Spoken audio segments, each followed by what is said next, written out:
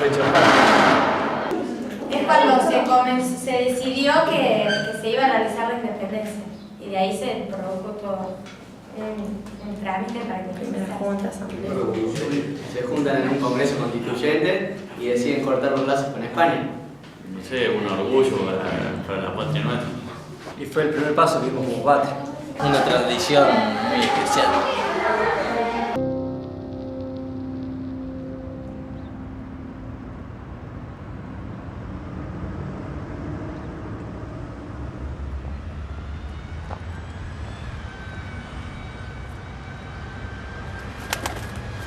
Para entender por qué hubo una revolución en mayo de 1810, tenemos que tener clara una cosa. Antes de la revolución, no existían los países hispanoamericanos que existen hoy, por ejemplo Argentina. Había un imperio español que se extendía desde el sur de lo que ahora es Estados Unidos hasta Buenos Aires. La cabeza de ese imperio era España, que no era otro país, como ocurre ahora, sino que era la metrópoli, la capital, el centro de ese imperio. Ahí estaba el rey. Cualquier cosa que pasaba en España repercutía en el resto del imperio.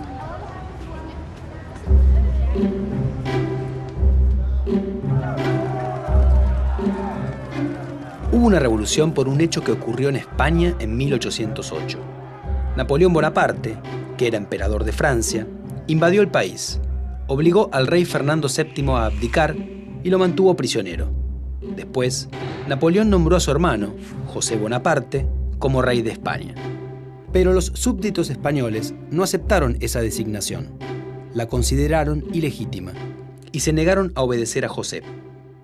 De acuerdo a cómo se pensaba en la época, dijeron, el rey es rey porque la soberanía le llega de la siguiente manera. Dios se la da a los pueblos y los pueblos se la dan al rey. Bueno, si no hay rey porque está preso, la soberanía vuelve a los pueblos.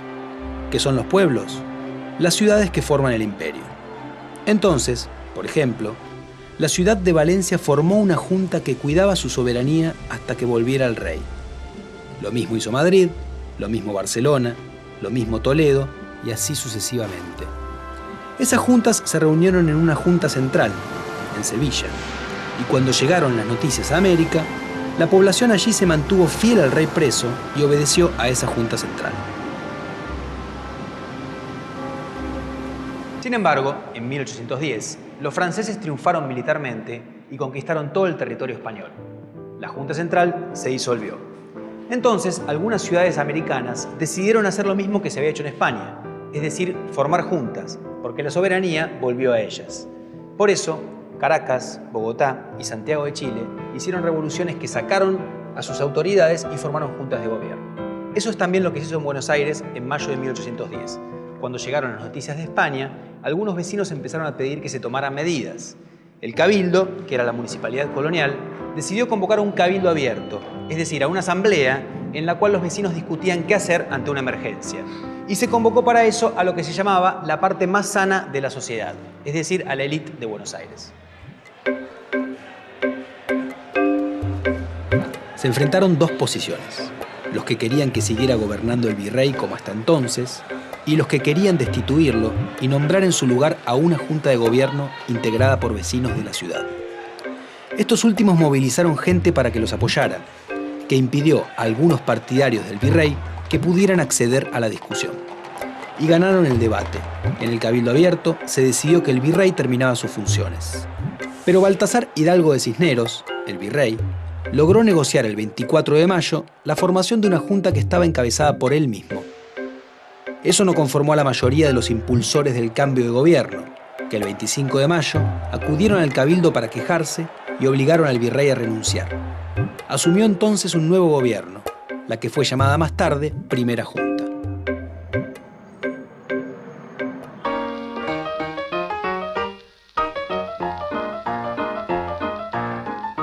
Como que quiere independizarse de los españoles. Cortar lazos con España y empezar a constituirnos como una nación a partir del primer gobierno patrio. Primer paso para la independencia de nuestro país. Y empezamos a preparar el camino que va a terminar con la independencia definitiva de la patria el 9 de julio de 1816. 3 integrantes de la Primera Junta, en particular particular, fueron fundamentales en la revolución. El abogado Juan José Castelli fue clave en los días anteriores al 25 de mayo, convirtiéndose en una especie de coordinador de los revolucionarios. Cornelio Saavedra brindó el apoyo a los patricios, apoyo que fue decisivo para asegurar la destitución del virrey.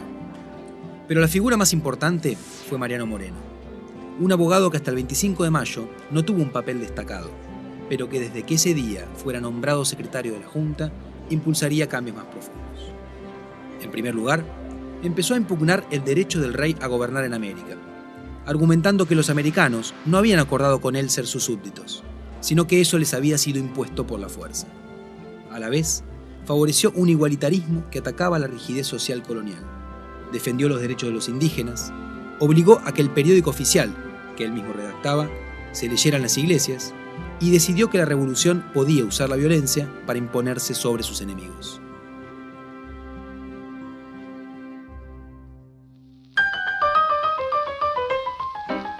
Un cambio.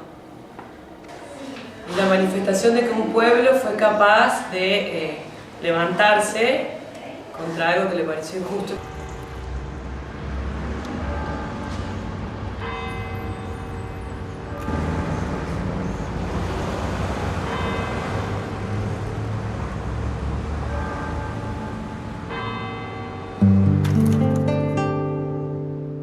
En el periodo anterior a la Revolución había reclamos y conflictos. La élite criolla se quejaba de que los españoles obtenían los mejores cargos y a la vez que tenían mayores privilegios comerciales.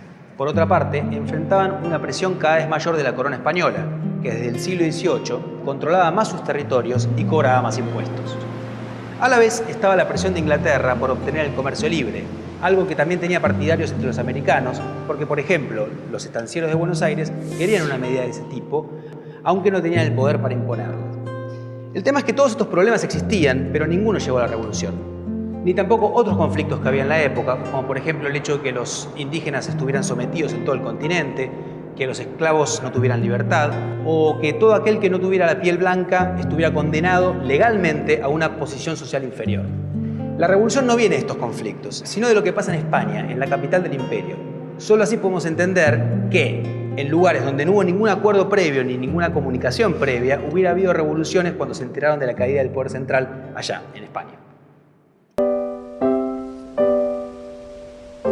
Es importante recordar que en ese momento no había nada que se llamara Argentina, no existía, ni siquiera como idea. La gente nacida en el Virreinato del Río de la Plata se identificaba con el lugar en el que había nacido. Es decir, eran cordobeses, riojanos, salteños, potosinos, asunceños, santafesinos, orientales, cochabambinos y muchos otros.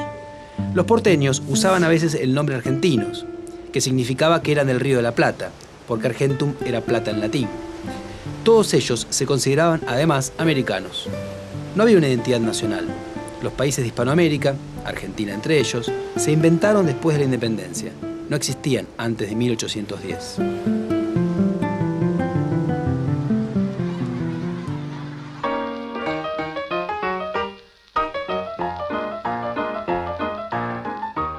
Empezamos a ser libres.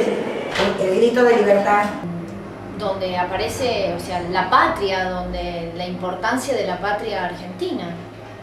Bueno, el orgullo de gente que se puso a pelear por todo lo que era la Argentina y bueno, y que sea un país libre y demás. Mira, cuando yo era chica tenía un significado, que era el que me enseñaban mis maestras y a honrar a la patria y la revolución y demás. Y hoy, que ya estoy bien grande y puedo reflexionar sobre algunas cosas, me llenan de entusiasmo las ideas de estos hombres de principios del siglo XIX que realmente eran revolucionarios en las ideas y que tenían ganas de pensar un país. Eso es lo que me llena de admiración y que me queda del 25 de mayo.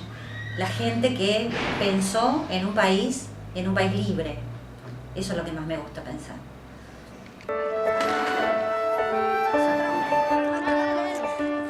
El 25 de mayo de 1810, los revolucionarios querían autonomía, más posibilidades de tomar decisiones propias. Pero es importante entender que al principio querían esa autonomía adentro del imperio, sin romper con el rey. no buscaban la independencia. Esa idea apareció un poco más tarde, cuando la revolución comenzó a radicalizarse. Porque el 25 de mayo, la revolución recién empezaba. Iba a durar 10 años, a lo largo de los cuales se libró una guerra muy dura entre los revolucionarios y sus enemigos. Se declaró la independencia, se rompió la estructura económica colonial, se anularon las diferencias sociales establecidas legalmente. La monarquía fue reemplazada por formas de gobierno republicanas.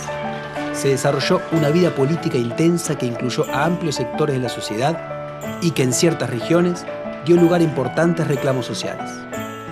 Todo esto hizo que para quienes vivieron en esa época, la revolución fuera un gran cambio en sus vidas. Vista desde ahora, la revolución dio inicio a la lenta y complicada formación de una nueva nación, que se iba a llamar Argentina.